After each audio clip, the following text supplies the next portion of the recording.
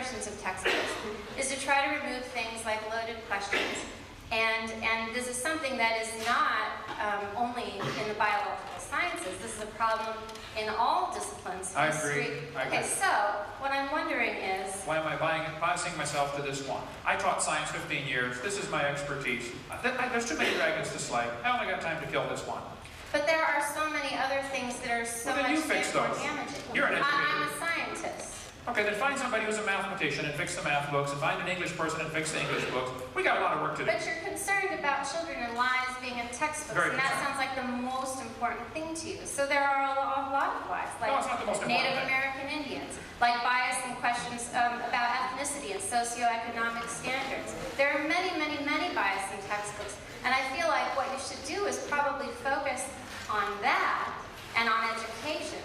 And so why expend so much of your energy on debates in science and evolution, which you're not as well qualified for, since you are an educator of basic educational curriculum? Well, I guess everybody has to pick which dragons they want to slay, and this is the one that bothers me, because it has so much bigger implications. But why wouldn't you slay the dragons you're most qualified for? Let me answer your question. Because this evolution theory is not just a dumb theory, it's a dangerous theory.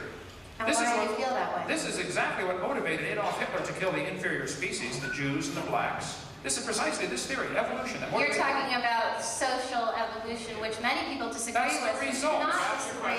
Okay, we got to get out of here. I'll tell you what, let's schedule another time. I'll come back. I love this place. I mean, this is great. I still don't get your answer. You're not answering why you're choosing to slay dragons that you're not as well qualified. Why does anybody choose any field of work? Why do people decide to be physicians instead of janitors? I mean, I decided to do this. It's my business. It doesn't matter to you.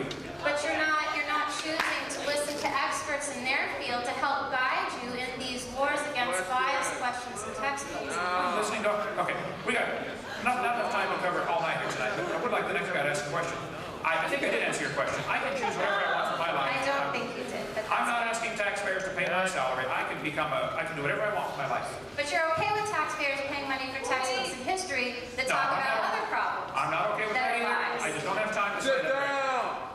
I don't have time to say that, Greg. Okay? Now, I'm so glad you came. 8 years ago in Canada, when I pulled out my pocket knife and volunteered, I want to explain something now. I pulled out my Swiss Army knife and said, if you think the tailbone is vestigial... Are you getting this on video, guys? You're getting this on video. I'm just refreshing your memory, okay? I said, I will cut yours out if you'd like, if you think it's vestigial. You then wrote an article in your paper saying that I threatened you with a pocket knife. Is that right? Do you think it is an appropriate response to a scientific question to wave a pocket knife at somebody? Is that a reasonable response? Is it appropriate for you to lie and say I threatened you with my pocket knife? You were 75 feet away, son. You don't... I don't want your tailbone, okay? You need it. I want to ask a question that I can't... I just wanted that on the record, though. Go ahead. Now, let's hear your question. Okay. You want to make a speech or ask a question? I'm going to ask a couple of very simple questions. Okay. Earlier, I heard you say to my friend Laura that, look, you're not asking for the story of Genesis to be taught in schools. Correct. I personally, Kent Hovind, did not directly observe Genesis. It's my religion. Yeah, I believe God created the world in 6 days, 6,000 years ago. I believe that. That is a religion. Correct. I believe that's a religion. I call it a religion. And you're saying that, since creation and evolution are both religions, neither of them should be taught. Right. On tax money. Right. Okay. You got it. Good. I understand what you're trying to say. Now,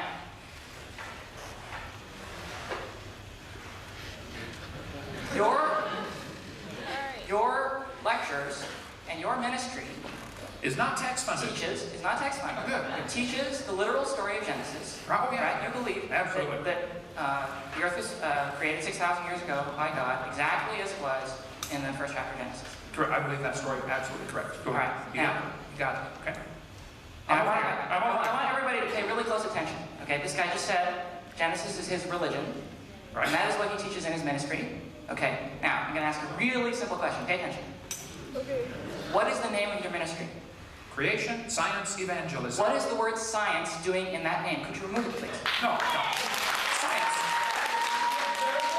Here's the thing. science They are both religions, right? You said that yourself. Neither should be taught in schools because they're both religions. Well, then why are we teaching evolution in a biology class? Get back to my question. My question is, why are you misusing the name science in the name of your ministry? If you were honest, you would simply say, look, I believe in God. I'm not afraid to stand up for what I believe in. I don't have to misname it science. I can just call it biblical creation. Now, let me answer the question, okay?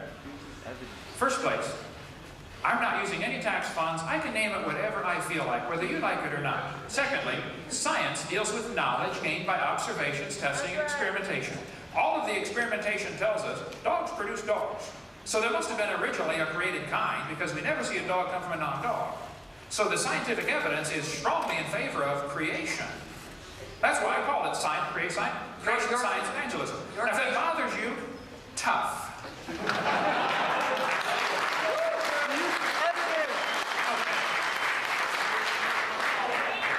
Your creation theory. My creation theory teaches that the earth was created about 6,000 years ago, does it not? Correct. Now, first, before we go off on my creation theory, which is not part of the topic tonight, where's the evidence for evolution that I covered? I covered a bunch of lies. You're diverting from the question. Did you see that? Did you see that? You didn't answer me at all. Okay. Now, I'm trying to now, I want you to clarify that your theory teaches that the earth was created 6,000 years ago, or about 6,000 years ago. Right. And you are diverting the question, because I gave evidence against evolution, and you don't want to talk about that. You're trying to divert it over to creation. It doesn't matter what creation believes. I want you to use the word science correctly. Now, I am. Now, tell me about an experiment in which you measured, or someone measured, the age of the earth, and their data told them that the earth was 6,000 years old. I think there's a lot of experimental evidence that shows us it cannot be billions of years old. No. Give me evidence for your date. You are claiming in your scientific creation theory, right? He calls it scientific, that the earth is 6,000 years old. There's a number there. Now, I want verification for that number. Okay. I have an eyewitness who wrote it down in a book called Genesis and told us this is how it happened. He told us very clearly Adam was the first man. We have eyewitness accounts about Abe Lincoln. We're relying on those accounts from 160 years ago about Abe Lincoln. I'm relying on an eyewitness account that says there was no death till Adam sinned. Adam was 130 when Seth was born. Genesis chapter 5, verse 9, I believe. You can go through the Bible and add up the dates. I have an eyewitness. What do you have?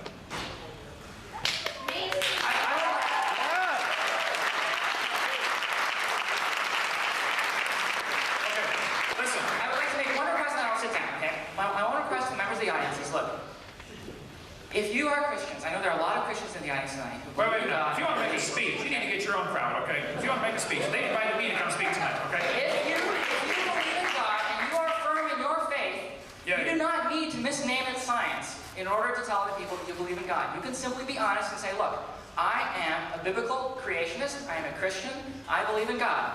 There's no need for you to misuse science for this reason, okay? And once he presents a measurement, okay, by experiment of a 6,000-year-old earth, I will be happy to let him name it science. But until then, creation science is a lie. Okay. Folks, we are over time. They're going to shoot us if we don't get out of here. Paul, you're in charge. We take another one, or we... last one. Okay. I'm willing to say all night. Good night. Very quickly, my name is Brad. Hi, Brad.